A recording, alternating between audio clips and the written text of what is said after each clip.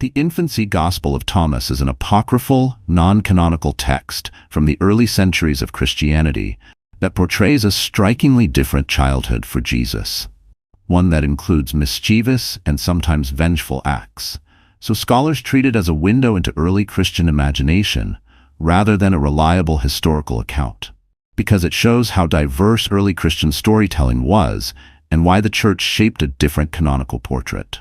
The text, commonly called the Infancy Gospel of Thomas, is apocryphal and was composed in the mid to late 2nd century, surviving in later manuscripts and translations. It is not the same as the sayings Gospel of Thomas and was regarded by many early authorities as spurious. The work collects short episodes about Jesus' childhood, filling the long silence between the nativity narratives and his adult ministry found in the canonical Gospels. What makes the Infancy Gospel notable and controversial is its depiction of a child Jesus who acts with caprice and even vengeance. Stories include a boy Jesus forming clay birds and bringing them to life, but also episodes where he curses or harms peers who offend him, and where his miraculous power is used in ways that seem impulsive rather than merciful. These vivid, sometimes unsettling vignettes are why readers describe the text as revealing a vengeful child Jesus, a portrayal that clashes with the gentler, wisdom-filled youth in Luke's account. Early church leaders largely rejected the Infancy Gospel for doctrinal and pastoral reasons.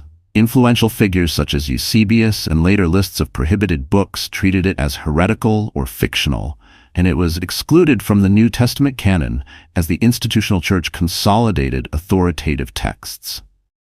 The exclusion reflects concerns that such stories could mislead believers about Jesus' moral character and the theological claims about his nature. Scholarly interpretation treats the Infancy Gospel as literary and theological imagination rather than biography. It reflects how communities explored the implications of divine power in a child and used sensational tales for instruction, identity, or entertainment. The text therefore illuminates the diversity of early Christian thought and the processes by which certain images of Jesus were promoted while others were suppressed.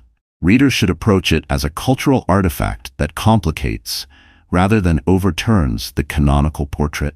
In the end, the Infancy Gospel of Thomas offers a provocative alternative image of Jesus' childhood, one that is vengeful and unpredictable. But it was omitted from the Bible because early authorities judged it theologically unreliable and potentially harmful to faith. It remains valuable today as evidence of early Christian storytelling and debate.